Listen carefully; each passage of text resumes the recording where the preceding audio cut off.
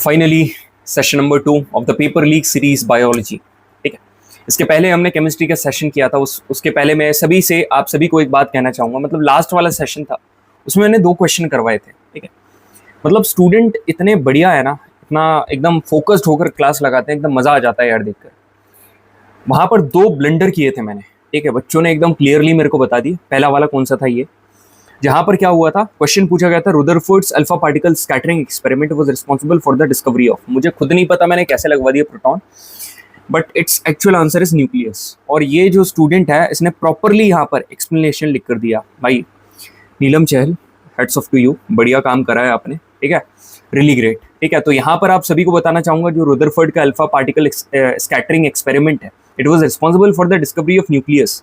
ठीक है, वो बाद में डिस्कवर हो गया था, प्रोटॉन बाद में डिस्कवर हुआ था। गोल्डस्टीन के canal rays later led to the discovery of proton, पढ़ाया था ना। चलिए, सेकेंडली यहाँ पर जो हुआ था इसमें ये वाली चीज़ थी, और मैंने यहाँ पर, मैं कहाँ खो गया था आई डोंट नो।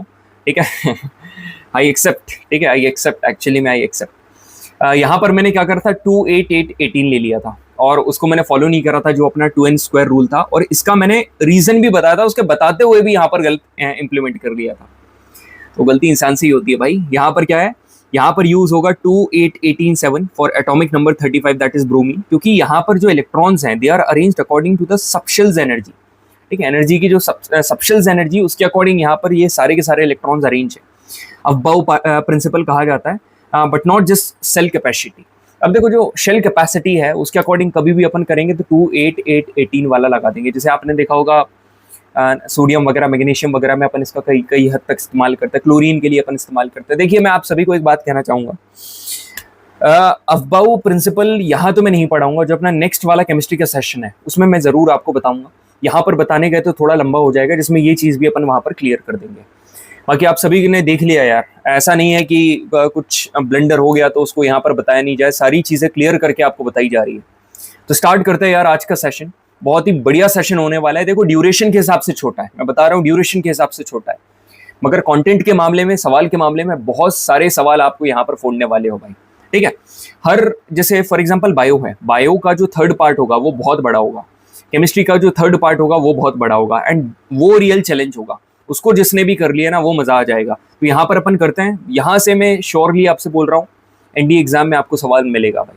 ठीक है, पक्का। जो 14 सितंबर को एनडीए 2 2025 जिसकी आप तैयारी कर रहे हो ना, ये वाले सेशन से आपको सवाल देखने को मिलेगा, क्योंकि इतने सवाल और इतने क्वालिटी क्वेश्चंस मैं आप सभी को करवाने वाला हूँ ना, कि आपका कॉन्फिडेंस भी बढ़ेगा। और कुछ सवाल यदि आपसे ना बने तो दिल पे मत लेना। ठीक है, मैं सारे यहाँ पर सॉल्व करवा दूंगा, और एट दी एंड आप सभी को कुछ प्रैक्टिस शीट फ्री में प्रोवाइड करूंगा, और शॉर्ट टेस्ट तो आप सभी को मैं फ्री में दे रहा हूँ। ठीक है, तो स्टार्ट करते हैं। तो बेसिक रिकैप सवाल जो कि आपको पता होने चाहिए। देखो, लास्ट में अपन लोग यहाँ से बिल्कुल लाइफ प्रोसेस के सारे क्वेश्चन हम लोग यहाँ पर कवर करने वाले हैं, जिसमें हम लोग बात करेंगे nutrition, respiration, transportation and excretion की।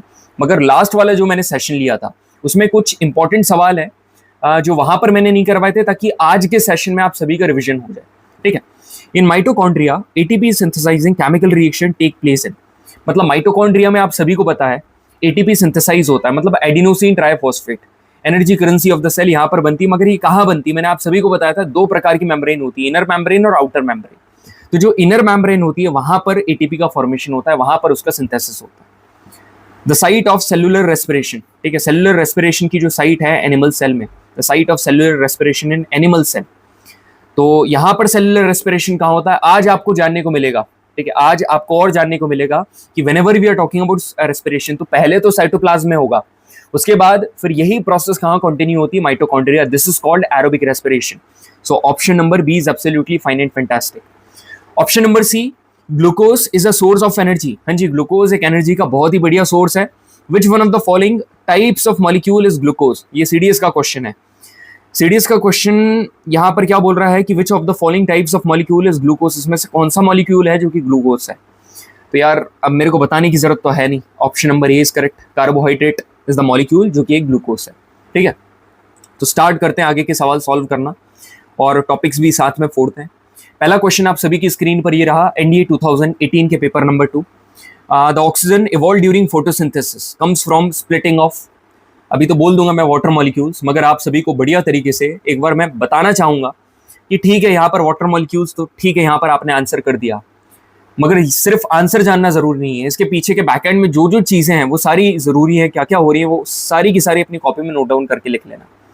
तो यहाँ पर देखिए सब nutrition, photosynthesis, just look at here, ठीक है। सो फोटोसिंथेसिस की यदि अपन बात करेंगे, पहली बात तो फोटोसिंथेसिस आ गए मेरा है, दो प्रकार के हमारे न्यूट्रिशन होते हैं, एक होता है ऑटोट्रॉप्स और एक होता है हेटरोट्रॉप्स। न्यूट्रिशन का मतलब क्या होता है कि एक ऐसी मेथड जिसमें फूड को कंज्यूम करा जाता है ऑर्गेनिज्म के द्वारा। दो प्रकार के होते हैं ऑटोट्रॉप्स, हेटरोट्रॉप्स। ऑटोट्रॉप्स वो होते हैं जो कि अपना खाना खुद बनाते हैं, ऑटो मतलब खुद से, हेटरो मतलब कि जो दूसरे के ऊपर डिपेंड रहते हैं, ठीक है।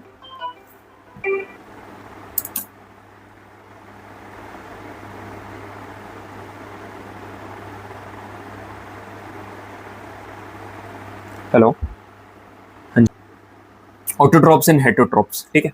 अब ऑटोट्रॉप्स और हेटरोट्रॉप्स कितने प्रकार के हैं, यहाँ पर मतलब क्या क्या होता है ऑटोट्रॉप्स और हेटरोट्रॉप्स, मेरी बात सुनना। ये सारे के सारे पॉइंट्स आपको दिमाग में नहीं रखने, जो जो मैं बता रहा हूँ आप सभी उनको दिमाग में रखो। यहाँ पर क्या लिखा हुआ है, ऑटोट्रॉप्स मतलब usually members of plant kingdom and certainly unicellular organism like cyanobacteria. और यहाँ पर वो सारे आते हैं जिसमें एनिमल है। तो यहाँ पर ये वाला पॉइंट ये बोल रहा है कि सारे के सारे जितने भी प्लांट्स हैं वो ऑटोट्रॉप्स में आएंगे, और जितने भी एनिमल्स हैं वो कहाँ पर, हेटरोट्रॉप्स में आएंगे। अब मोड ऑफ न्यूट्रिशन की बात करें तो ऑटोट्रॉप्स आर द प्रोड्यूसर, ये प्रोड्यूसर हैं।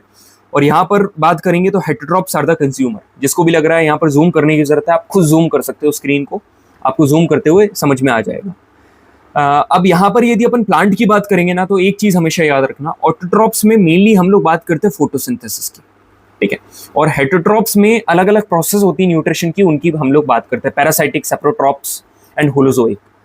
अब यहाँ पर फोटोसिंथेसिस होता है, ये क्लोरोप्लास्ट की प्रेजेंस में होगा, क्योंकि जो क्लोरोप्लास्ट सेल है उसमें क्लोरोफिल प्रेजेंट है, वो सनलाइट को ट्रैप करने का काम करता है। तो chloroplast help in preparing food, ठीक है, खाना बनाने में इसकी मदद करता है। They do not contain chloroplast, so can not prepare food. ये मतलब क्लोरोप्लास्ट इसमें नहीं होता है तो ये अपना फूड खुद नहीं बना सकते। अब यहाँ पर यदि अपन बोलेंगे, ये तो हटाओ आप, एनर्जी सोर्स की बात करेंगे तो ऑटोट्रॉप्स स्टोर एनर्जी, ये भी हटाओ, ये जरूरी नहीं, ये इंपॉर्टेंट है। They are placed at the primary level in the food chain, मतलब फूड चेन में ये काफी प्राइमरी लेवल पर प्रेजेंट रहते हैं।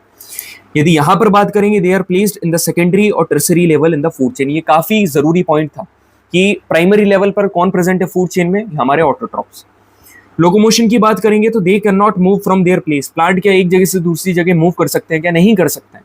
मगर यदि अपन एनिमल्स की बात करेंगे तो वो कर सकते हैं, ठीक है। अब बात करते हैं फोटोसिंथेसिस क्या होता है। फोटोसिंथेसिस एक ऐसी प्रोसेस है, फोटो का मतलब होता है लाइट और सिंथेसिस का मतलब है बनना, the formation of the food with the help of light, ठीक है।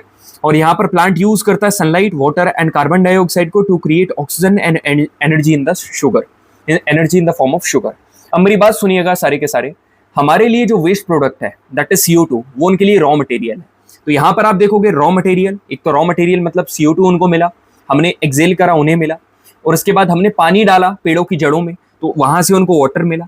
सनलाइट मतलब सनलाइट की प्रेजेंस में यहाँ पर क्या बनेगा, ग्लूकोज। अब यहाँ पर बनेगा वाटर और ऑक्सीजन यहाँ पर ये रिलीज करेगा। अब इनका जो वेस्ट प्रोडक्ट है वो हमारे लिए काफी एसेंशियल है, काफी जरूरी है। तो ये पूरी की पूरी प्रोसेस फोटोसिंथेसिस को डिफाइन कर रही है।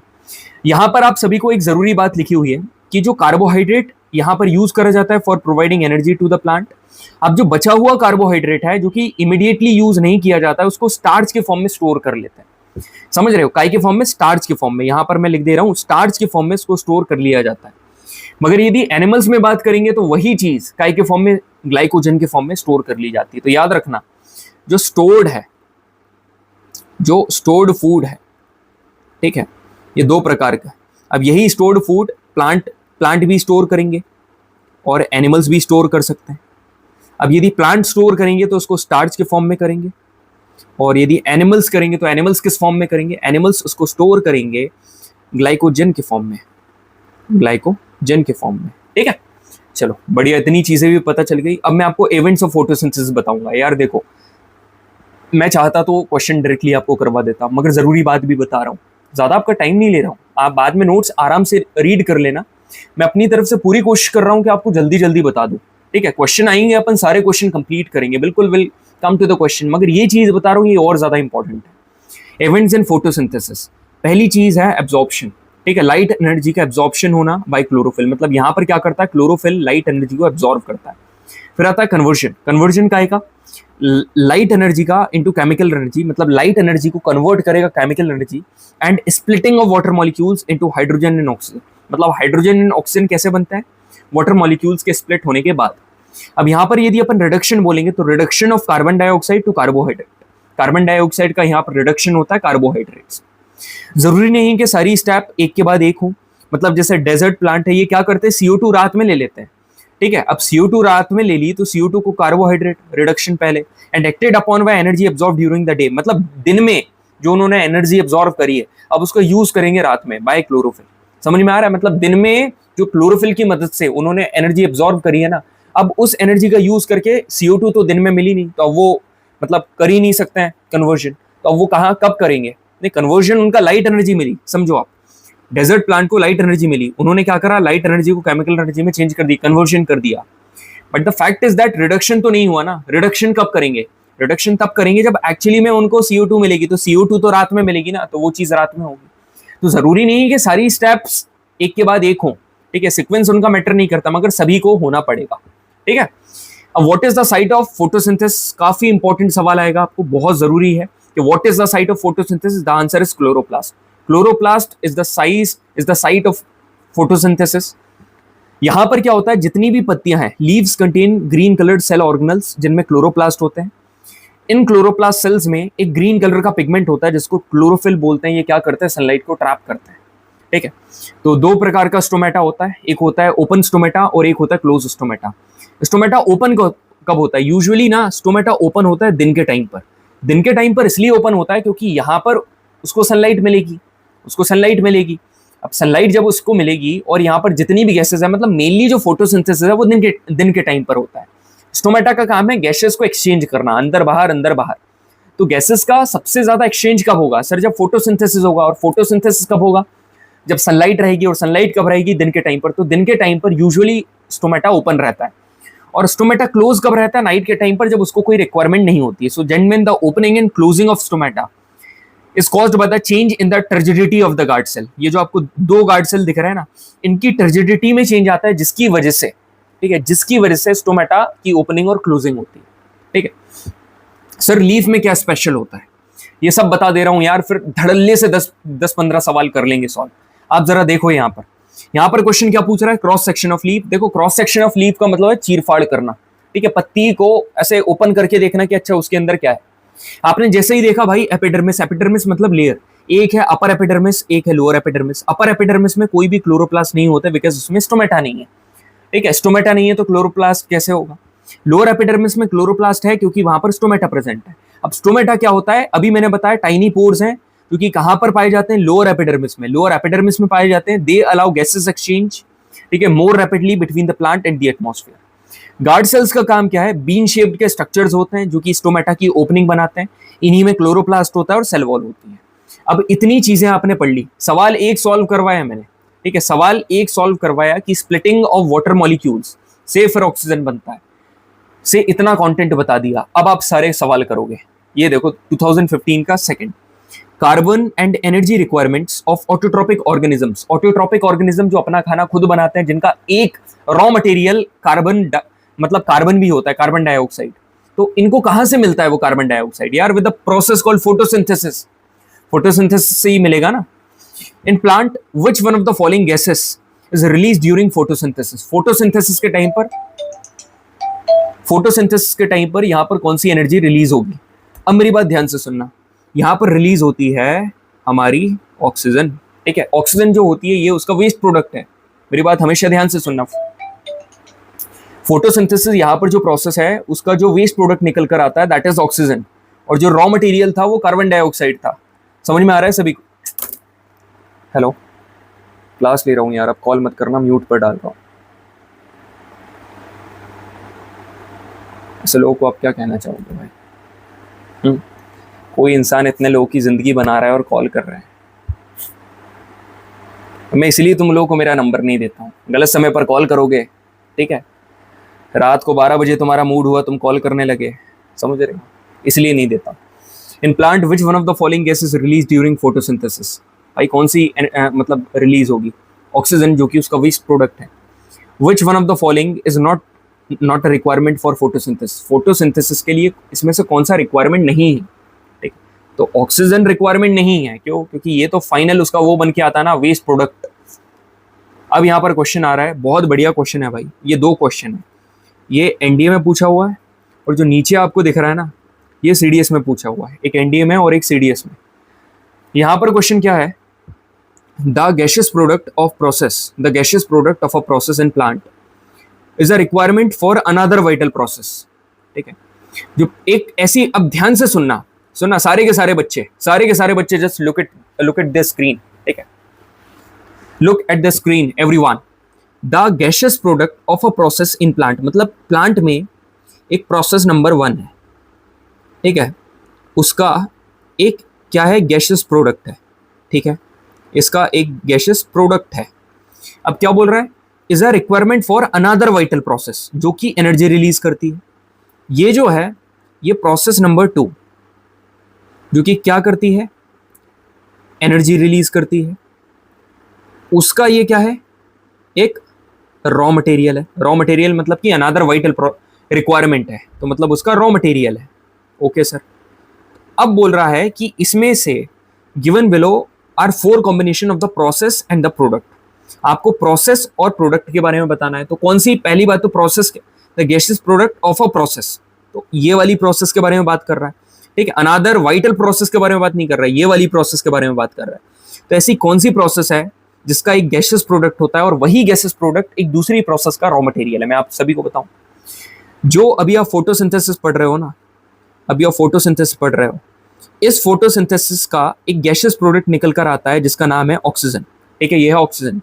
ये जो ऑक्सीजन है, ये एक रॉ मटेरियल है of the process called respiration. अभी आप आगे पढ़ोगे इसके बाद, ये जो रेस्पिरेशन है इसका क्या है, रॉ मटेरियल। तो प्रोडक्ट क्या है सर, फोटोसिंथेसिस, वो प्रोसेस क्या है, फोटोसिंथेसिस, और प्रोडक्ट क्या है, ऑक्सीजन। तो option number C is correct, NDA में पूछा वो क्वेश्चन है। अब यहाँ पर जस्ट 1 साल बाद यहाँ पर सीडीएस में ये वाला क्वेश्चन नहीं आ रहा, इसके आगे है यहाँ पर, ठीक, ये वाला आगे आगे चल के मैं आपको दिखाऊंगा, एक क्वेश्चन आगे वाली स्लाइड्स में दिया हुआ है, वो अपन करेंगे। Which one of the following statements about the process of photosynthesis is correct? Light energy is directly converted to kinetic energy। भाई फिजिक्स में तुम कहाँ काइनेटिक एनर्जी लेकर आ गए यार, केमिकल एनर्जी की जगह काइनेटिक एनर्जी, क्या दौड़ भाग करते हैं क्या? Light energy is directly converted, not correct, मतलब करेक्ट पूछ रहा है। Light energy is directly converted to chemical energy which causes reduction of water, जिससे पानी का क्या होता है, रिडक्शन होता है। अभी आगे अपन और पढ़ेंगे। Chlorophyll absorb the chemical energy, ठीक है, केमिकल एनर्जी एब्जॉर्व करता, भाई लाइट एनर्जी एब्जॉर्व करता है, गलत है। Chlorophyll absorb light energy which causes splitting of water molecules and reduction of carbon dioxide. यदि आपको याद होगा, यहाँ पर अपन ने साफ साफ पढ़ा था इवेंट्स में, रिडक्शन ऑफ कार्बन डाइऑक्साइड, ठीक है, and splitting of water molecules, एकदम सही है, एकदम सही चीज लिखी हुई है यहाँ पर, ठीक है। तो splitting of water molecules and reduction of carbon dioxide to carbohydrate, तो option number D is correct. तो यहाँ पर क्या लिखा हुआ है, and causes reduction of water, reduction पानी का होता है या रिडक्शन कार्बन डाइऑक्साइड का होता है, रिडक्शन कार्बन डाइऑक्साइड का होता है, इसलिए ऑप्शन नंबर बी गलत है, ऑप्शन नंबर डी सही है, ठीक है। यहाँ पर क्वेश्चन देखिए, which one of the following statements about starch and glycogen is correct? Okay, both starch and glycogen are found in plant cell, galat. Both are found in animal cell, galat. Starch is present in plant and glycogen is present in animal cell, option number D is correct, ठीक है, option number D एकदम सही है। Plant prepare glucose, plant glucose CDS का question है, glucose को prepare करते हैं in the process called photosynthesis, इसको क्या बोलते हैं, फोटोसिंथेसिस। तो इतनी सारी प्रोसेस कर ली, ठीक है। इसके बाद अपन और पेपर लीक क्वेश्चन की तरफ बिल्कुल आएंगे जो मैंने बनाए। यहाँ पर पहले अपन ऑटोट्रॉपिक न्यूट्रिशन के बारे में तो बात कर ली। Sir what about heterotrophic nutrition? Heterotrophic nutrition वो सारे न्यूट्रिशन होते हैं, ठीक है, ये वो सारे न्यूट्रिशन होता है, लिसन टू मी केयरफुली, जो कि अपना खाना, एक ऐसा न्यूट्रिशन जिसमें ऑर्गेनिज्म अपना खाना खुद नहीं बनाता, दूसरे के ऊपर डिपेंड रहता है। इसमें 3 प्रोसेस आती है, सेप्रोट्रॉपिक, पैरासाइटिक और होलोजोइक। पहली चीज है होलोजोइक, जो कि हम में भी होती है, एनिमल्स में भी होती है, ह्यूमंस में भी होती है, जिसमें कॉम्प्लेक्स फूड मटेरियल अंदर लिया जाता है और उसको सिंपलर और सॉल्युबल मॉलिक्यूल्स में तोड़ा जाता है। इस प्रकार के न्यूट्रिशन को होलोजोइक बोलते हैं। अमीवा में होता है, ह्यूमंस में होता है, ठीक है, काऊ में होता है, गोट, कैट, इन सभी में होलोजोइक होता है। सेप्रोट्रॉपिक न्यूट्रिशन की बात करेंगे तो यहाँ पर organism feed upon dead organic matter, dead organic, सड़े गले पत्ते पर जाकर यहाँ पर क्या करते हैं, फीड करते हैं। और जितने भी कॉम्प्लेक्स मटेरियल उनको ब्रेक डाउन करते हैं आउटसाइड द बॉडी और absorb it and absorbing it fungi, bread moulds, mushroom, east and bacteria. Now parasitic nutrition. Parasitic nutrition क्या है? Organisms that live either on और इनसाइड द बॉडी, ऐसे organism जो कि host body के अंदर या फिर बाहर रहे। याद रखना, पैरासाइटिक मतलब host body, to obtain nutrition without killing them, मतलब उनको मारेंगे नहीं, मगर उनके अंदर रहेंगे या तो बाहर रहेंगे जिससे वो अपना न्यूट्रिशन ले सकें। For example plasmodium, lice, leech, tapeworm, flatworm. ठीक है, अब यहां पर क्वेश्चन देखो, organisms capable of using CO2 as a principal carbon source, मतलब ऐसे ऑर्गेनिज्म जो कि CO2 as a principal carbon source use करते हैं। CO2 का कौन यूज करता है भाई? CO2 का यूज करके खाना बनाते हैं autotrophs. Option number is absolutely correct. ठीक है, अब यहां पर अपन क्वेश्चन करते हैं कुछ बढ़िया लेवल के। ठीक है, यहां पर देखिए question number 1 paper leak series का आप सभी के सामने ये रहा, मतलब पेपर लीक क्वेश्चन। ऊपर वाले भी पेपर लीक क्वेश्चन ही है वैसे। Saprotroph is different from parasite, तो क्या है? Saprotroph feed on living organism while parasitic feed on dead organism. गलत। Saprotrophs feed on dead organism and parasite lives on living organism. एकदम सही बात लिखी हुई, option number B is correct. ठीक है, क्योंकि ऑप्शन है, स्टेटमेंट होती तो अपन आगे भी रीड करते, ऑप्शन है तो इसलिए अपन को सही मिल गया तो आगे बढ़ गए। अब यहां पर आता है holozoic nutrition. Holozoic nutrition is the nutrition type that humans and other animals exhibit. बिल्कुल सही बात है, ऐसा न्यूट्रिशन टाइप है जो कि ह्यूमंस और बाकी के अदर एनिमल्स इसको करते हैं। Holozoic nutrition is a type of heterotrophic nutrition. हाँ जी, एक हेटरोट्रॉपिक न्यूट्रिशन का प्रकार है। Holozoic organism can not digest their food outside the body. एकदम सही बात लिखी हुई है। जो होलोजोइक ऑर्गेनिजम्स है ना, ये अपना खाना आउटसाइड द बॉडी डाइजेस्ट नहीं कर सकते, इनको खाने को इनटेक करना पड़ेगा और इसकी पूरी प्रोसेस होती है। इंजेशन, ठीक है, digestion, absorption, assimilation and egestion, ये सारी प्रोसेस अभी अपन पढ़ेंगे। तो तीनों की तीनों स्टेटमेंट यहां पर सही है। Option number D is correct. Which one of the following shows the correct sequence of nutrition in human? तो भाई पहले होता है इंजेशन। ठीक है, पहले क्या होगा? इंजेशन। इंजेशन के बाद यहां पर क्या होता है? डाइजेशन। डाइजेशन हुआ।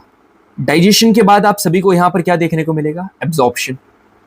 यहां पर होगा एब्जॉर्प्शन, ये हुआ एब्जॉर्प्शन। एब्जॉर्प्शन के बाद यहां पर होगा एसिमिलेशन, यहां पर हो जाएगा एसिमिलेशन। अब एसिमिलेशन के बाद क्या हो जाएगा? इजेशन। यदि आप देखोगे पहले वाले में है क्या? Ingestion, absorption, digestion. एब्जॉर्प्शन के बाद डाइजेशन, गलत। यहां पर एसिमिलेशन के बाद एब्जॉर्प्शन, गलत। Ingestion, absorption, digestion. भाई एक बात मैं आप सभी को बताऊं, यहां पर क्या करा है? आप डाइजेशन को यहां पहले कर लो और एब्जॉर्प्शन को बाद में। मैं रुको, इसको ठीक कर दे रहा हूं, नहीं तो आपका जो आंसर है ना वो सही नहीं बैठेगा। ठीक है, चलो एक काम करो, ये भी गलत है, ठीक करते हैं अपन लास्ट वाले को। ठीक है, ये वाला ऑप्शन में लगाता हूं, मैं खुद बनाता हूं। ठीक है, सरकाश काश ऐसा ऑप्शन यूपीएससी भी देता, फिर तो टॉप कर लेते। इंजेशन, डाइजेशन और ऐसा करके जो भी होंगे, तो option number D is correct. Question ही मैंने जानबूझकर अलग करा था ताकि आप सभी को समझ में आ जाए।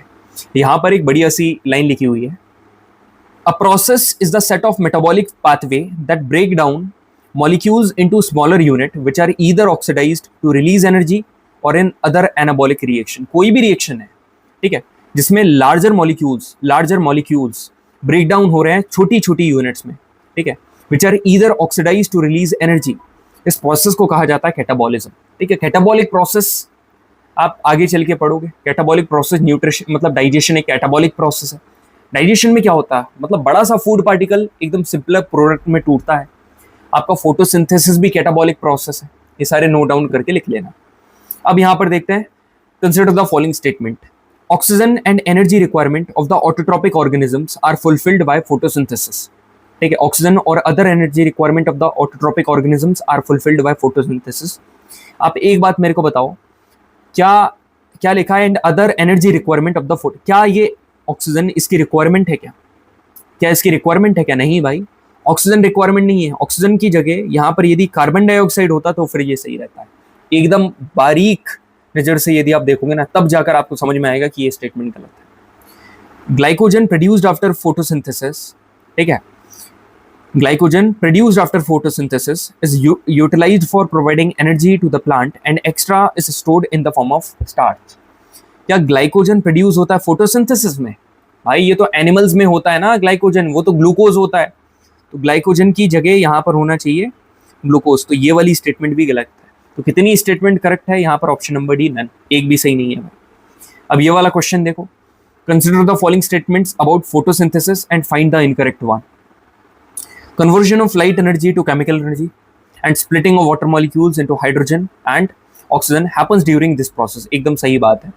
Absorption of light energy is carried out by chlorophyll, सही बात है।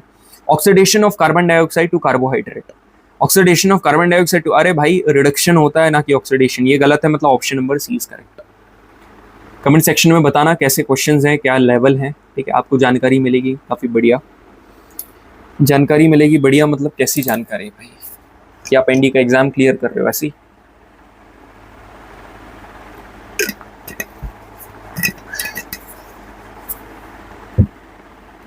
चलिए, मजा आ रहा है कि नहीं यार? कंटेंट का लेवल देखा करो आप तो, सवाल का लेवल। अब ये दो क्वेश्चन आप मतलब मजबूर कर देंगे आपको सेशन को लाइक करने के लिए और कमेंट करने के लिए। बोलोगे भैया मजा आ गया। Read the following statement and choose the correct option. Assertion and reason. Stomata usually present on surface of leaves and succulent stem in desert plant. एकदम सही बात है यार। जो स्टोमेटा है वो लीव्स, जो पत्तियां हैं वहां पर प्रेजेंट रहता है उसके सरफेस के ऊपर, और जो डेजर्ट प्लांट है उनके स्टेम में प्रेजेंट रहता है। एकदम सही है। रीजन की बात करेंगे, the position of stomata in leaves, मतलब पत्तियों में जो स्टोमेटा की पोजीशन है, it affects the rate of transpiration plant.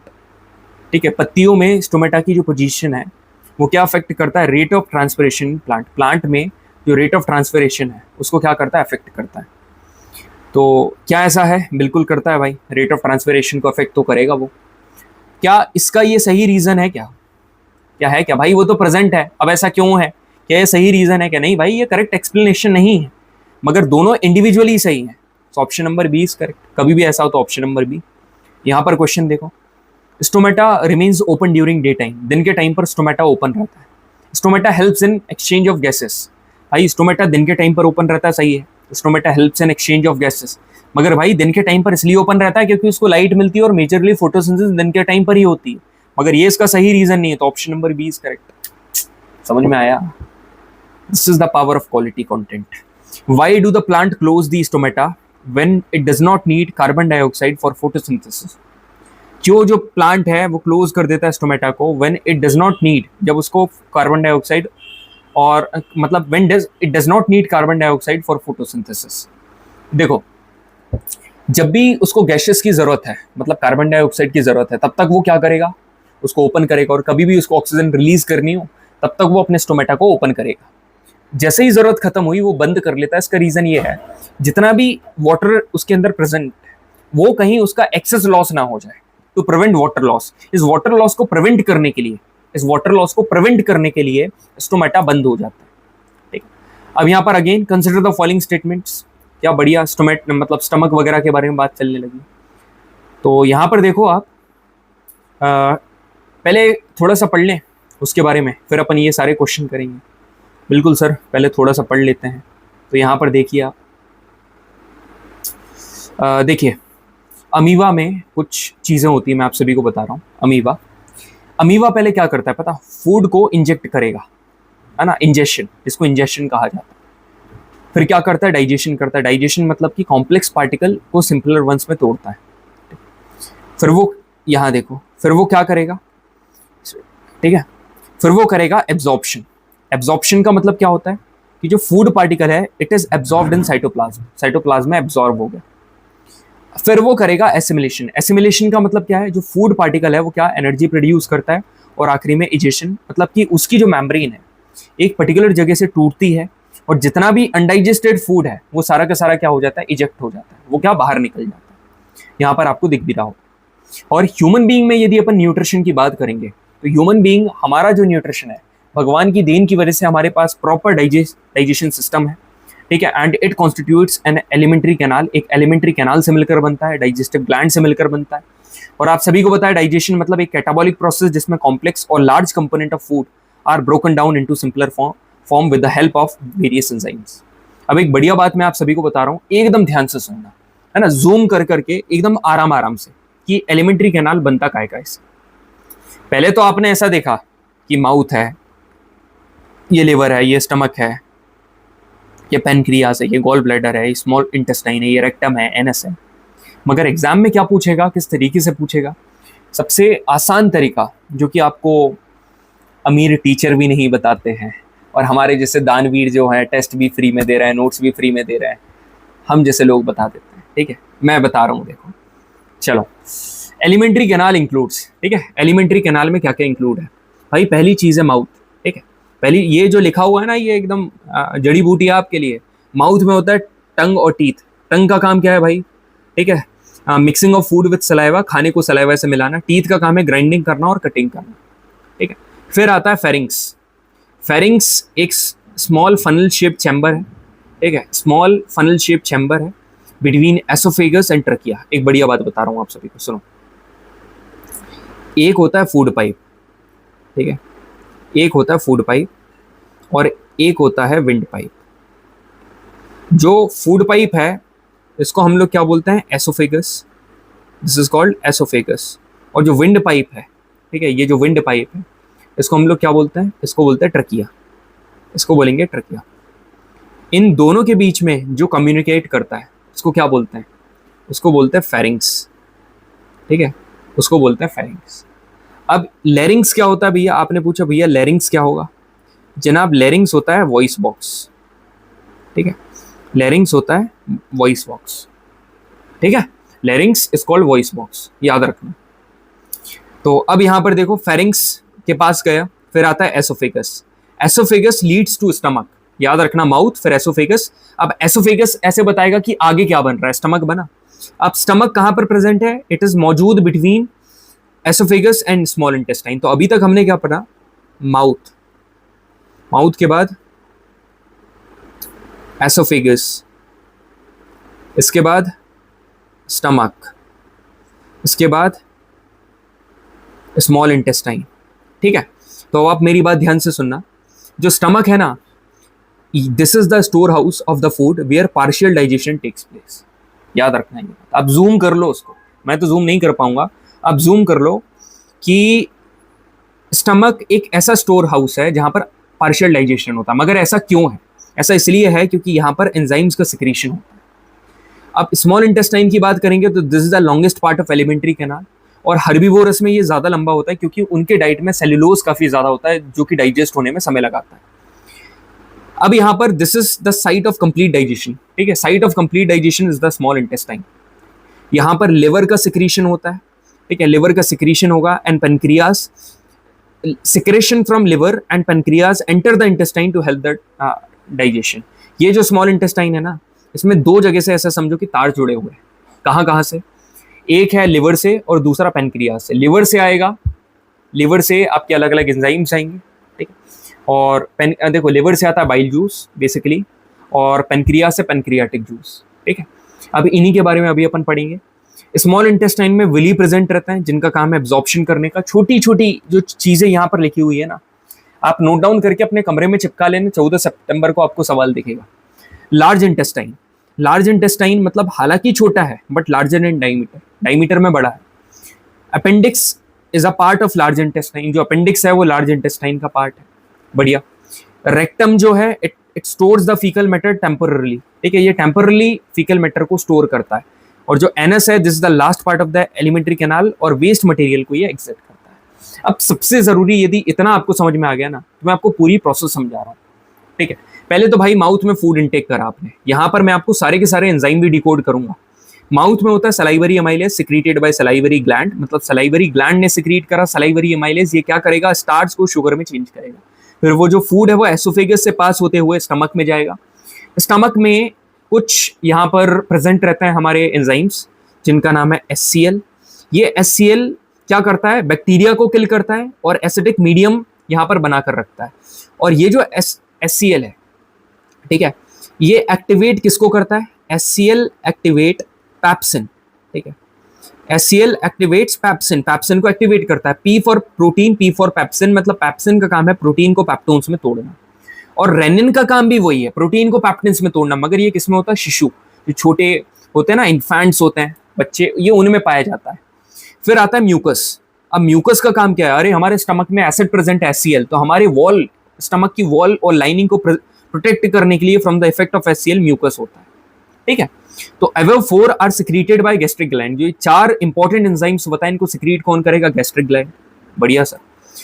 और आगे चल के यहाँ पर आप सभी को पता है स्मॉल इंटेस्टाइन में जाएगा। Small intestine receives pancreatic juice and bile juice, pancreatic juice from pancreas and bile juice from liver. Bile juice का काम क्या है? Emulsification of fat. अब इमल्सिफिकेशन ऑफ फैट का मतलब पता क्या है? मतलब larger fat globules are broken down into smaller ones, ठीक है। फिर आता है अमाइलेस। इसमें पेनक्रियाटिक जूस में कुछ एंजाइम्स रहते हैं 3 इंपॉर्टेंट, अमाइलेस, ट्रिप्सिन और लाइपेस। अमाइलेस क्या करता है? कार्बोहाइड्रेट को ब्रेक डाउन करता है शुगर में, अमाइलेस का काम यही है, ठीक है, break down of carbohydrate into sugar. Trypsin का काम क्या है? प्रोटीन को ब्रेक डाउन करना पैप्टोन्स में, और लाइपेज का काम क्या है? लिपिड्स एंड फैट्स को ब्रेक डाउन करना, ठीक है। क्लियर सभी को? बिल्कुल सर क्लियर है। अब आगे बढ़ते हैं। जो इंटेस्टाइनल ग्लैंड्स हैं, दे सिक्रीट इंटेस्टाइनल एंजाइम्स। ये क्या करते हैं? इंटेस्टाइनल एंजाइम को सिक्रीट करते हैं। कुछ अमाइलोलाइटिक, प्रोटियोलाइटिक, लाइपोलाइटिक, यही है, और इनका काम भी वैसे ही है जैसे अमाइलेस और उसका था ऊपर वाले ट्रिप्सिन और लाइपेस, अमाइलेस, ट्रिप्सिन, लाइपेस का। इसके बाद क्या होगा? यहाँ पर आकर आपका डाइजेशन हो जाता है खत्म। एब्जॉर्प्शन हुआ, डाइजेशन हुआ, एब्जॉर्प्शन हो, सॉरी, इंजेशन हुआ, इंजेशन कहाँ पर? माउथ में हुआ। फिर डाइजेशन हुआ, स्मॉल इंटेस्टाइन में खत्म। अब होगा absorption of digested food in the small intestine. Small intestine में डाइजेस्टेड फूड का एब्जॉर्प्शन होगा, कौन करेगा? विली। विली का काम है, फिंगर लाइक प्रोजेक्शंस होता है जो कि करता है। एसिमिलेशन ऑफ एब्जॉर्ब्ड फूड, मतलब जो एब्जॉर्ब्ड फूड है उसका assimilation to each and every cell of the body. फिर रेक्टम और फिर एनस, इसको कहा जाता है इजेशन, ठीक है। आगे सवाल करेंगे, यहाँ पर देखिए कि the protein digesting enzyme secreted by the stomach wall in case of mammals, मतलब protein digesting enzyme, P for protein, P for pepsin. बढ़िया sir. Which one of the following enzyme is found in human saliva? Human saliva में ptyalin नाम का enzyme present होता है, याद रखना। The digestion of fat in human intestine is performed by, मतलब fat का जो डाइजेशन है वो कौन करता है? तो फैट का कभी भी आए तो पहले तो बाइल जूस होगा, लार्जर फैट ग्लोब्यूल्स। पहले तो एक तो अभी मैंने बताया, एक तो बाइल जूस होगा और साथ में क्या? पैप्सिन होगा? नहीं। अमाइलेस तो कार्बोहाइड्रेट, लाइपेज मतलब लिपिड्स, ऑप्शन नंबर 20 का। यहाँ पर CDS का सवाल। अब मैंने पता ऊपर बाइल जूस की इंफॉर्मेशन पूरी क्यों नहीं बताई, क्योंकि ये क्वेश्चन आपको बाइल जूस के बारे में पूरी कंप्लीट इंफॉर्मेशन यहाँ पर देगा, A to Z इंफॉर्मेशन यहाँ पर देगा कि which one of the following statements regarding bile secreted by liver is not correct, ठीक है। बाइल जूस को सिक्रीट कौन करता है? बाइल जूस को सिक्रीट करता है liver, and bile juice is stored in gall bladder. Secrete करता है लिवर और स्टोर्ड होता है गॉल ब्लैडर में। तो एक चीज तो मैंने ये सिखा दी कि bile juice is secreted by liver and stored in gall bladder. दूसरी यहाँ पर ऑप्शन नंबर B यदि आप पढ़ोगे कि bile facilitates emulsification of fat, बिल्कुल ये इमल्सिफिकेशन ऑफ फैट करता है। Option number C, bile neutralises the acidic pH of the food coming from stomach. आप सभी को पता है स्टमक से जब फूड आता है तो it was treated by the HCl, that is hydrochloric acid, जो कि एक एसिड है। तो यदि वो एसिड उसको ट्रीट कर रहा है देन डेफिनेटली फूड आपका एसिडिक है, उसको न्यूट्रलाइज करने का काम बाइल का है, ये भी सही। Bile makes the pH of the food alkaline, मतलब बेसिक बनाता है फूड को, and facilitates the action of pancreatic enzyme, मतलब पेनक्रियाटिक एंजाइम से उनके एक्शन को भी फैसिलिटेट करता है। ये सारी की सारी स्टेटमेंट ना ये सही है। तो पहले जो लिखा है ना, bile contains enzymes for digestion of lipid, bile में कोई भी एंजाइम प्रेजेंट नहीं होता है, option number A is correct है। क्यों? क्योंकि स्टेटमेंट नंबर 1 इज रॉन्ग, कोई भी एंजाइम प्रेजेंट नहीं होता बाइल में। Which one of the following parts of human alimentary canal can be of maximum length? ऊपर वाला काय का क्वेश्चन था CDS का, ये भी CDS का है। सबसे लंबा maximum length part of the human alimentary canal is small intestine, ठीक है। इन ह्यूमन डाइजेस्टिव सिस्टम में which one of the following is the role of pancreas, ठीक है। पेनक्रियाज का रोल क्या है आपको पता होना चाहिए ना, मतलब ह्यूमन डाइजेस्टिव सिस्टम में which one of the following is the role of pancreas. तो पेनक्रियाज का आप सभी को पता होना चाहिए, पेनक्रियाज जो है, ठीक है, पेनक्रियाज सिक्रीट करते हैं पेनक्रियाटिक जूस। क्या सिक्रीट करते हैं? पेनक्रियाटिक जूस, और ये जो पेनक्रियाटिक जूस सिक्रीट कर रहे हैं इसमें क्या होता है, ट्रिप्सिन, लाइपेस और अमाइलेस। ठीक है, ये होता है। ट्रिप्सिन प्रोटीन के साथ डील करता है, लाइपेस लिपिड्स के साथ डील करता है, और अमाइलेस कार्बोहाइड्रेट के साथ डील करता है। Option number C is correct. ठीक है, option number C is correct. The digestion of fat in human intestine is performed by, fat का बाइल एंड लाइपेस, अभी करा अपन ने सवाल। अब यहां पर सुनो, the acidic semi detached food coming out of stomach is neutralized by, जो मतलब स्टमक से निकलकर एसिडिक फूड आ रहा है उसको न्यूट्रल करने का काम कौन करता है। देखो एक बात मैं आपको बताऊं, करते तो दोनों हैं, आप बोलने लगोगे नहीं तो बाद में, सर करते तो दोनों हैं, मैं खुद बोल रहा हूं, करते तो पेनक्रियाटिक जूस भी है और बाइल जूस भी है, मगर जो लार्ज एक्सटेंट पर जिसका मेजर काम यही है, ठीक है, तो वो है बाइल जूस। यदि इंडिविजुअली इसमें से या तो सिर्फ पेनक्रियाटिक जूस ऑप्शन में होता तो वो आंसर कर देते, या सिर्फ बाइल जूस होता तो वो आंसर कर देते। यदि दोनों है तो मेजर जो है वो है बाइल जूस। ठीक है, बढ़िया। यहाँ पर क्वेश्चन देखो, ये क्वेश्चन मैं बोल रहा था आपसे, ये सीडीएस में ऊपर बोल रहा था ना, सेम इसी प्रकार का क्वेश्चन से सीडीएस में आगे देखने को मिलेगा आपको। ये देखो, if by an unknown accident, एक एक्सीडेंट हुआ, the acid secreting cells of the stomach walls of an individual are damage. अरे भाई, मतलब ये जैसे एक सेल है, ये सेल क्या करता है, सेल दैट सिक्रीट्स क्या, that secretes what, that secretes acid, जो कि एसिड सिक्रीट करता है HCl, ये क्या हो गया, डैमेज हो गया। अब ये यदि डैमेज हो गया तो इसमें से किसका डाइजेशन अफेक्ट होगा लार्ज एक्सटेंट पर। तो यदि HCl नहीं है तो HCl जिसको एक्टिव कर रहा है वो काम ही नहीं करेगा, क्या, पेप्सिन। HCl नहीं है तो पेप्सिन नहीं है, और पेप्सिन का काम क्या है, प्रोटीन को तोड़ना, P for pepsin, P for protein. Option number A is correct. ठीक है, यहां पर क्वेश्चन देखो, ये काफ़ी पहले पूछा हुआ है, मगर फिर भी आपको जानकारी के लिए ये सारी चीज़ें पता होनी चाहिए, और मेरे हिसाब से आ भी सकता है, कोई इतना बुरा क्वेश्चन नहीं है। प्रोटीन, देन प्रोटीन आगे चल के टूट कर क्या बनाता है, पैप्टोन्स, पता होना चाहिए। देन अमाइनो एसिड्स, ठीक है, कई लोग बॉडी बिल्डिंग वगैरह करने के उसमें अमाइनो एसिड्स की टैबलेट भी खाते हैं, आपने देखा होगा। तो ए का यहाँ पर क्या है, 4, तो ए का 4 यहाँ भी नहीं है, यहाँ भी नहीं है। कार्बोहाइड्रेट्स, मोनोसेक्राइड्स, मतलब बी का 3, तो option number D is correct. फिर सी का 1, मतलब न्यूक्लिक एसिड क्या है, nitrogenous based and pentose sugar, और लिपिड्स क्या है, lipids are fatty acid and glycerol. ठीक है, बढ़िया sir. Carbohydrate are the only source of energy to human, मतलब ह्यूमन के लिए कार्बोहाइड्रेट सिर्फ ओनली सोर्स है क्या, नहीं भाई, ऐसा नहीं है।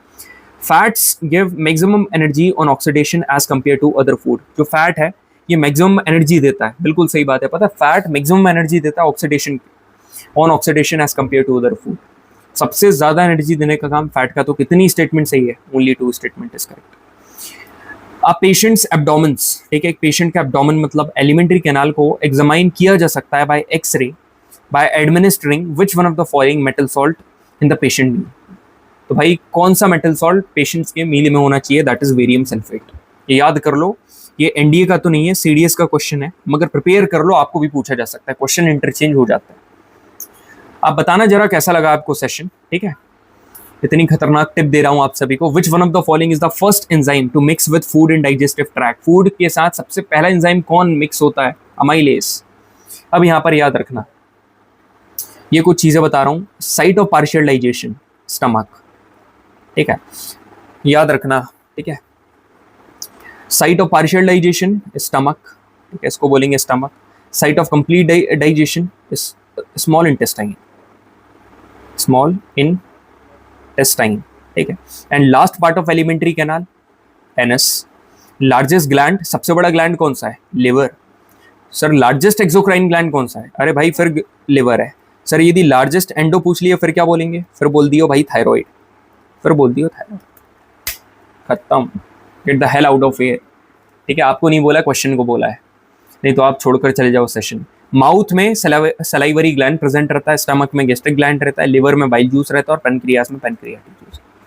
बस आप सभी की जानकारी के लिए ये सब बता दिया। अब आगे के करें सवाल, ठीक है, मेरे द्वारा बनाए गए brain storming questions. Stomach is the site of partial digestion due to it J shape, बिल्कुल, जो स्टमक रहता है वो एकदम जे शेप का रहता है, सही बात है।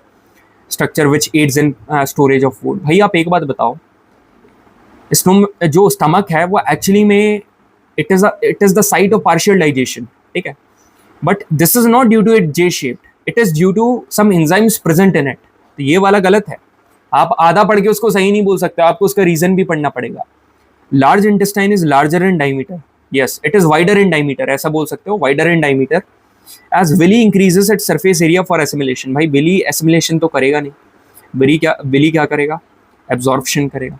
The last part of any alimentary canal has the main role in storing fecal matter. Last part of alimentary canal is anus, और जो फीकल मैटर को स्टोर करता है वो है रेक्टम। क्या दोनों का सेम रोल है क्या? नहीं भाई, दोनों का सेम नहीं, ये भी गलत है। कितनी स्टेटमेंट करेक्ट इनकरेक्ट है? इनकरेक्ट पूछ रहा है तो 3 इनकरेक्ट है। था कि नहीं लेवल सवाल का, पूरे दिमाग के तार खुले कि नहीं? हाँ, मज़ा आ रहा होगा आपको, उम्मीद कर रहा हूँ। The elementary canal is a long tube that extend from mouth को हम लोग बकल कैविटी कहते हैं, ठीक है, तो बकल कैविटी से लेकर एनस तक एलिमेंट्री कैनाल है। How many of the following are correct function of respective teeth, ठीक है, करेक्ट फंक्शन। इंसिजर कटिंग के लिए यूज करते हैं, बिल्कुल। कैनाइंस टेयरिंग के लिए यूज करते हैं, बिल्कुल। प्रीमोलर चॉपिंग के लिए यूज करते हैं, नहीं भाई, चॉपिंग के लिए यही होगा इंसिजर, ठीक है, चॉपिंग के लिए इंसिजर ही होगा। पिछली बार कई बार मैंने करवाया था, तब मैंने बोल दिया था कि हाँ प्रीमोलर चॉपिंग के लिए यूज होता है, मगर नहीं होता है। Molar use for grinding and chewing, बिल्कुल सही बात है, ग्राइंडिंग और च्युइंग के लिए होता है। तो कितने इसमें करेक्ट है? करेक्ट ही पूछ रहा है ना, बिल्कुल करेक्ट पूछ रहा है, तो 3 करेक्ट है, ठीक है, तीनों के 3 करेक्ट है, बढ़िया। अब यहाँ पर देखो, bile juice is a digestive juice secreted by gall bladder and stored in liver, गलत है, ठीक है, सिक्रीट कौन करेगा भाई? Liver, and stored in gall bladder. Bile juice has pigment like bilirubin and biliverdin, bile salt and cholesterol। Sir enzyme नहीं होते हैं, आपने तो बोला था भाई, मगर इसका मतलब ये थोड़ी ना कि सॉल्यूट्स और पिगमेंट ना हो, ये तो होता है। Bile juice has its main role in the emulsification of protein, अरे इमल्सिफिकेशन ऑफ फैट होगा, ये भी गलत है। तो कितनी statement are incorrect? 3। How many? 3 statements are incorrect, 1, 2 and 4, ठीक है। ट्रकिया क्या हमारा विंड पाइप है? ट्रकिया विंड पाइप है क्या? बिल्कुल। एसोफेगस फूड पाइप है क्या? बिल्कुल। Larynx communicate between trachea and esophagus, गलत, ये तो फेरिंग्स करता है। फेरिंग्स वॉइस वर्क्स है क्या? गलत, ये तो लैरिंग्स करता है। तो how many of the above statement is are correctly matched? तो करेक्टली 2 हैं, तो ऑप्शन नंबर बी, ठीक है। मेरे को पता है भाई आप बहुत इंजॉय कर रहे हो। विच one of the following enzymes, इसमें से कौन सा एंजाइम है that protects the lining of the stomach, ठीक है, स्टमक की लाइनिंग प्रोटेक्ट करता है from the effect of hydrochloric acid? तो म्यूकस करता है भाई, म्यूकस का काम ही है ना, वॉल को प्रोटेक्ट करना। Liver is the largest exocrine gland of the human body, जो लिवर है वो लार्जेस्ट एक्सोक्राइन ग्लैंड है ह्यूमन बॉडी का, बिल्कुल सही बात है। लिवर भाई ये ऐसा कोई सा भी ग्लैंड नहीं है जो इन चारों के चारों विटामिन को एक साथ प्रोड्यूस करे। Appendix is the part of large intestine, बिल्कुल सही बात है, अपेंडिक्स लार्ज इंटेस्टाइन का पार्ट है। तो कितनी स्टेटमेंट सही है? 1 एंड 3। तो यहाँ पर 2 की जगह क्या कर लेना, 3 कर लेना और ये लगा देना, ठीक है। चलो, in which of the following process of the nutrition in human being like finger like projection villi have their prime role? तो भाई कभी भी विली याद आए ना तो याद कर लिया करो, एब्जॉर्प्शन याद आना चाहिए, ठीक है, option number C is correct. Consider the following statements, pancreatic juice secrete lipase and amylase, ठीक है।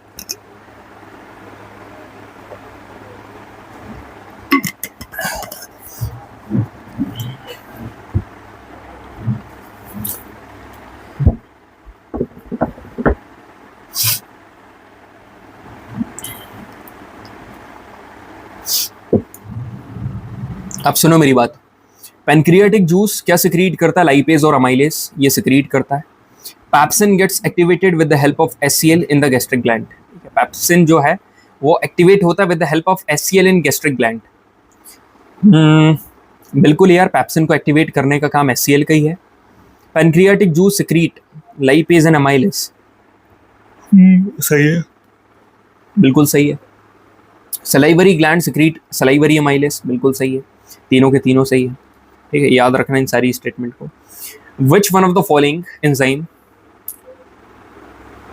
Add the breaking of protein into peptones? तो सर पैप्सिन करता है, ओनली 2, गलत, गलत, अरे भाई रेन का काम भी वही है, ट्रिप्सिन का काम भी वही है। ट्रिप्सिन पैनक्रियाटिक जूस में प्रेजेंट रहता है, ये दोनों गैस्ट्रिक ग्लैंड के द्वारा सिक्रीट होता है, काम सभी का वही है।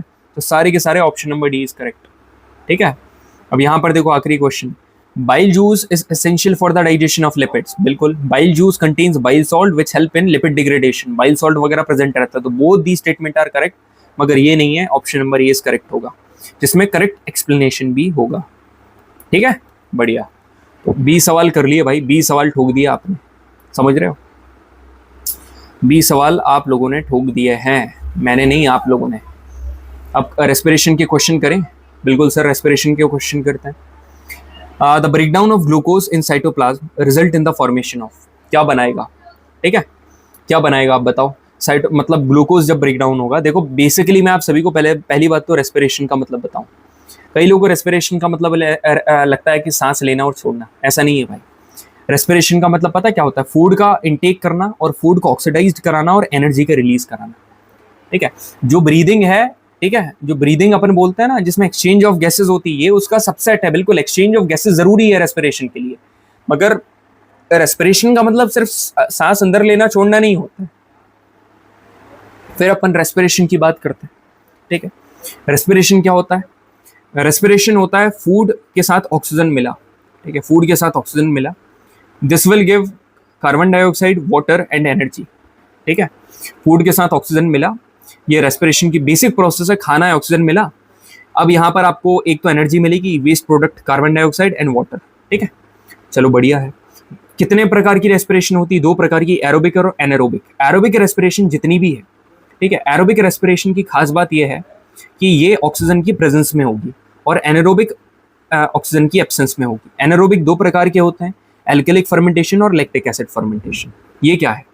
देखो मैं आप सभी को बता रहा हूँ, जो आपका एनारोबिक रेस्पिरेशन है, इसमें प्रोसेस स्टार्ट होती है साइटोप्लाज्म में और कंटिन्यू होती है माइटोकॉन्ड्रिया में। एनारोबिक सिर्फ साइटोप्लाज्म में रहती है, माइटोकॉन्ड्रिया में नहीं होती है, याद रखना। तो यदि माइटोकॉन्ड्रिया का जिक्र हो रहा है, मतलब वो एरोबिक रेस्पिरेशन है। पहले ग्लूकोज पाइरोवेट में टूटा, बिल्कुल, अब ये क्या करेगा? ये एनर्जी काट दो, आगे चल के क्या करेगा? एनर्जी देगा, 38 molecules of ATP of energy, ये माइटोकॉन्ड्रिया में, और CO2H2O। यहाँ पर जो एनर्जी रहती है वो ज्यादा रहती है। ठीक है, यदि आप एनडी की तैयारी कर रहे हो तो ये तीनों चीज आप सभी के दिमाग में होनी चाहिए। हर बार मैं बोलता हूँ, सभी का मतलब होता है पागलपन, इनसेन, मैनियक, मैडनेस, लुनेसिटी, फ्रीक। ठीक है, चलो anaerobic respiration. Anaerobic respiration a type of respiration in which small amount of energy is released. ठीक है, कम अमाउंट ऑफ एनर्जी रिलीज होगी in the absence of oxygen. ठीक है, ऑक्सीजन की एब्सेंस में एकदम थोड़ी सी एनर्जी रिलीज होती है, और ये यीस्ट में होती है, बैक्टीरिया, ह्यूमन की मसल्स में होती है। एनारोबिक रेस्पिरेशन को फर्मेंटेशन कहा जाता है। ठीक है, फर्मेंटेशन कैसे? 2 प्रकार की फर्मेंटेशन, एक होता है एल्कोहलिक फर्मेंटेशन। ठीक है, तो एल्कोहलिक फर्मेंटेशन में इनकम्प्लीट ब्रेकडाउन तो होगा, कोई भी फर्मेंटेशन है, कोई भी एनारोबिक रेस्पिरेशन है, इनकम्प्लीट ब्रेकडाउन तो होगा, मगर यहाँ पर बनता है इथेनॉल, यहाँ पर इथेनॉल, इसमें बनता है लैक्टिक एसिड। समझ रहे हो? यहाँ पर जो एल्कोहलिक फर्मेंटेशन में इथेनॉल बनेगा, नीचे बनेगा लैक्टिक एसिड। तो एल्कोहलिक फर्मेंटेशन मेनली ईस्ट में होती है, which is used to produce beer, wine, cheese by brewing process की मदद से। यहाँ पर क्या बनता है? यहाँ पर बनता है इथेनॉल। ठीक है, इथेनॉल बनता है, जो कि एक शराब है। अब यहाँ पर लैक्टिक एसिड की बात करेंगे तो lactic acid, this process also known is prominent in yogurt, दही में काफी ज्यादा फेमस है। ठीक है, आपका ज्यादा समय नहीं ले रहा हूँ, एकदम सही सही चीजें एकदम आपके सामने प्रेजेंट कर दे रहा हूँ। ग्लूकोज यहाँ पर पाइरोवेट में टूटेगा। अब यहाँ पर देखो, ये चीज कहाँ पर हो रही है? मसल सेल में। आपने देखो कई बार आप एक्सरसाइज कर लेते हो, एक्सेसिव एक्सरसाइज के बाद क्या होता है? आपकी मसल में फटीग आ जाता है। क्यों पता है? क्योंकि वहां पर लैक्टिक एसिड इकट्ठा हो जाता है ऑक्सीजन की कमी की वजह से, तो ये मसल क्रैम्प्स आ जाता है। तो ये चीज यहीं पर लिखी हुई है। चलो बढ़िया है। तो यहाँ पर देखो आप, the breakdown of glucose in cytoplasm. ठीक है, ग्लूकोज का ब्रेकडाउन होना साइटोप्लाज्म में result in the formation of, तो ग्लूकोज का ब्रेकडाउन होना साइटोप्लाज्म में। ठीक है, the breakdown of glucose in cytoplasm result in the formation of, तो आप कॉमन सेंस लगाओ, ये क्या बनाएगा? Formation of pyruvate and energy. Energy तो वहां नहीं बनेगी, pyruvate and carbon dioxide, option number 20 correct. ठीक है, चलो बढ़िया, एनर्जी तो वहां पर बनेगी ना, माइटोकॉन्ड्रिया में। ये तो प्रोसेस तो साइटोप्लाज्म में हो रही है, समझ रहे हो? इसलिए अपन ने ऑप्शन नंबर ए नहीं लगाया। अब यहाँ पर देखो, when yeast cell are O2 starved, जब ईस्ट सेल को O2 नहीं मिलेगा तब क्या होगा? ईस्ट की प्रोसेस मैंने क्या बताया था? इथेनॉल। मतलब क्या बनेगा, रिजल्ट क्या बनेगा, एटीपी बनेगी, CO2 और इथेनॉल। तो यहाँ पर एनारोबिक रेस्पिरेशन हो रही है, और कौन सी, एल्कोहलिक फर्मेंटेशन। तो एल्कोहलिक फर्मेंटेशन ईस्ट में होती है जहाँ पर इथेनॉल बनता है। समझ में आया? बिल्कुल सर, समझ में आ गया। Muscle fatigue is due to the accumulation of, क्या इकट्ठा हो जाता है, lactic acid. Accumulation of which one of the following in the muscles of sphincters, मतलब मसल्स ऑफ स्पिंक्टर्स में कौन सी चीज इकट्ठी हो जाती है जिसकी वजह से क्रैम्प्स आते हैं। ऑप्शन नंबर ए, लैक्टिक एसिड। बढ़िया सर, मजा आ गया। आपने क्या करा, वेस्लीन अप्लाई कर दिया to both surface of the leaves, मतलब लीव्स के दोनों सरफेस, ऊपर और नीचे दोनों जगह आपने वेस्लीन अप्लाई कर दिया। Which of the following process would be affected, कौन सी प्रोसेस यहाँ पर अफेक्ट होगी, कौन सी प्रोसेस अफेक्ट होगी। भाई एक बात मैं आपको बताऊं, यदि आपने वेस्लीन अप्लाई कर दिया ऊपर नीचे दोनों, तो अपर एपिडर्मिस और लोअर एपिडर्मिस दोनों, लोअर एपिडर्मिस में होता है स्टोमेटा, ये जो स्टोमेटा है ये हो गया ब्लॉक। अब ये जब स्टोमेटा नहीं होगा तो गैसेस एक्सचेंज नहीं होगा, गैसेस एक्सचेंज नहीं होगा तो फोटोसिंथेसिस नहीं होगा, रेस्पिरेशन नहीं होगा, वाटर का एक्सेस लॉस भी नहीं होगा। ठीक है, वाटर लॉस जो होता है ना, अनवांटेड वाटर रहता है जो कि इवेपोरेट कर देता है वाटर, उसको ट्रांसपिरेशन कहा जाता है। ट्रांसपिरेशन मीन्स कि जो पानी का एक्सेस लिक्विड है, ठीक है, उसको वेपर के फॉर्म में इवेपोरेट करना, इसको ट्रांसपिरेशन बोलते हैं। ये सक्शनल फोर्स है, अपवर्ड सक्शनल फोर्स क्रिएट करता है ये प्लांट में। तो ये तीनों की तीनों प्रोसेस नहीं होंगी भाई, क्योंकि वेस्लीन आपने लगा दी है, तीनों की तीनों चीजें ब्लॉक हो गई। Option number D is correct. बढ़िया सर, मजा आ गया। यहाँ पर ये वाला क्वेश्चन, अच्छा आप ट्रांसपोर्टेशन के ऊपर आ गए हैं क्या? चलिए, lub dub sound is produce due to the action of, यार हार्ट लबडब साउंड प्रोड्यूस करता है। Which one among the following statement is correct. ठीक है, all arteries carry oxygenated blood, गलत। All veins carry oxygenated blood, गलत। Except pulmonary artery, pulmonary artery को छोड़कर। भाई मैं आपको एक बात बताऊं, यदि आपको एकदम बेसिक से पढ़ना है ना, एकदम ही बेसिक से पढ़ना है, तो एकदम ही बेसिक से पढ़ना है तो मैं डिस्क्रिप्शन में ना एक लिंक डाल दूंगा वीडियो की। ठीक है, एक वीडियो की लिंक डाल दूंगा, उस लिंक पर जाकर आप एकदम बेसिक से पढ़ सकते हो। ठीक है, एकदम बेसिक से, यदि ये सारी चीजें एकदम बेसिक से पढ़ना है। चलो, except the pulmonary artery, all other arteries carry oxygenated blood, एकदम सही बात लिखी हुई है भाई। ठीक है, क्योंकि पल्मोनरी आर्टरी ऐसी है जो कि डीऑक्सीजनेटेड ब्लड उठाती है, डीऑक्सीजनेटेड ब्लड उठाएगी हार्ट टू लंग्स। समझ में आया? अब यहां पर देखो, विच one of the following statement regarding heart sound is correct. ये तो वैसे भी आपको अलग से ही पता होना चाहिए। ये जो हार्ट का साउंड है ना, ये हार्ट की जो वॉल्व्स होती हैं उसकी ओपनिंग और क्लोजिंग की वजह से आता है। Heart sound are caused by opening and closing of heart valves.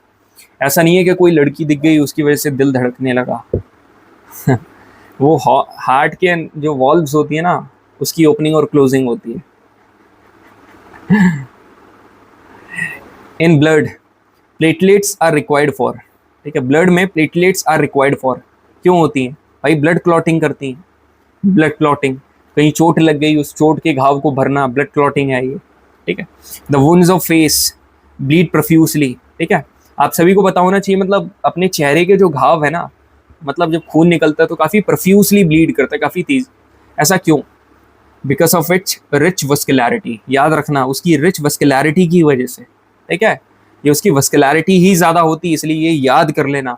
अब आप बोलोगे सर 2009 में पूछा हुआ था। भाई जितना बोल रहा हूँ उतना करो ना यार। 2009 के सारे सवाल तो मैं आपको नहीं करवाता हूँ, जो करवा रहा हूँ एटलीस्ट वो तो दिमाग में रखो। याद कर, छोटा सा याद करने में क्या जा रहा है? वस्कुलैरिटी की वजह से फेस पर जो खून निकलता है वो ब्लीडिंग होती है तो काफी ज्यादा हो जाता है। ठीक है, चलो बढ़िया है भाई। अब यहाँ पर आपको क्या करवाता हूँ मैं, ट्रांसपोर्टेशन के कुछ सवाल करवाता हूँ एकदम थोड़े बहुत। ठीक है, यहाँ पर देखो, blood is a type of, ठीक है, ब्लड जो है, blood is a type of what? Connective tissue. Blood एक कनेक्टिव टिश्यू है भाई। ठीक है, ये सब आप खुद पढ़ लेंगे, मेरे को पूरा भरोसा है। यहाँ पर क्वेश्चन क्या पूछ रहा है? Which one among the following cells produces antibodies against foreign antigens. तो फॉरेन जर्म्स को किल कौन करता है? White blood cells, lymphocytes. Option number A is correct. ठीक है, option number A is correct, lymphocyte, white blood cell. अब इन तीनों की मैं आप सभी को प्रॉपर्टी बता दे रहा हूँ।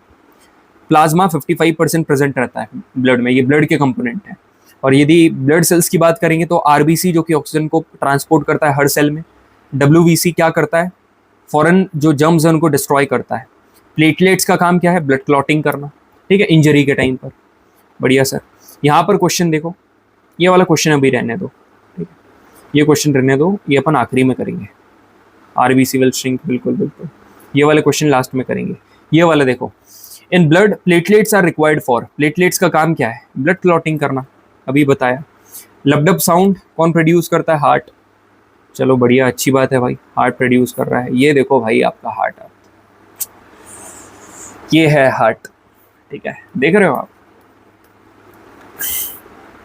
चलो ये एक बात याद रखना यहाँ पर कुछ जरूरी, ठीक है, ये जो सेप्टम है, सेप्टम क्या करता है? ब्लड की मिक्सिंग को प्रिवेंट करता है, ठीक है, ब्लड की मिक्सिंग को प्रिवेंट करने का काम सेप्टम का है। और वॉल्व का काम क्या है? ब्लड के बैकफ्लो को प्रिवेंट करना, ठीक है, ये सब।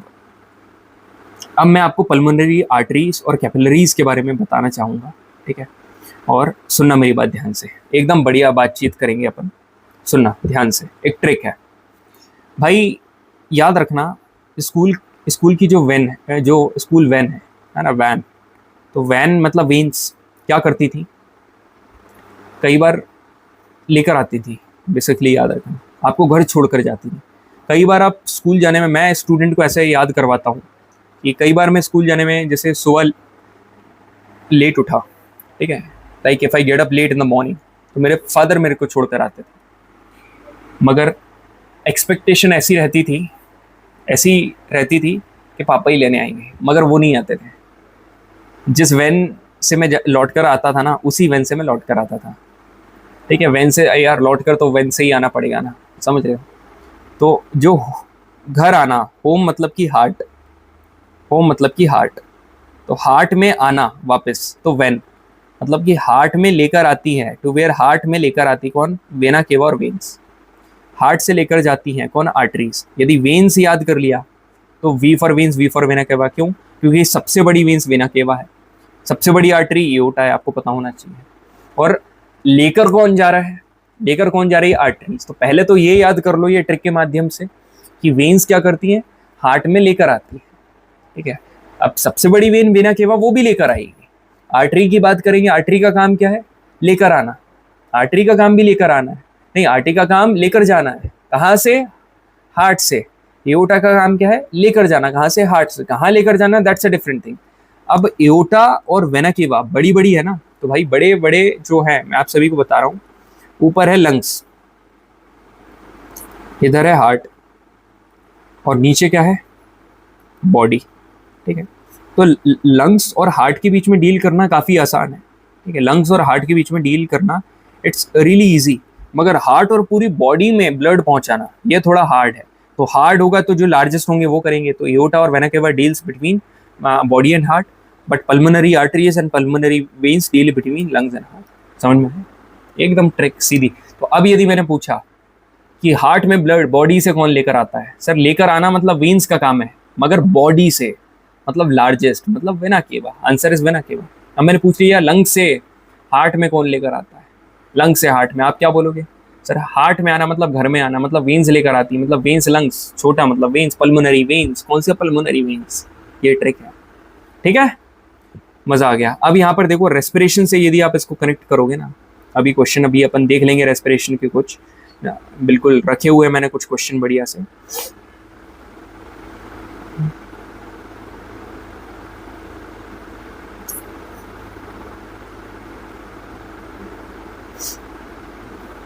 बढ़िया, ब्लड प्रेशर एंड ऑल, ठीक है, ये सब पढ़ने वाले हैं अपन लोग। चलो, हाँ जी, और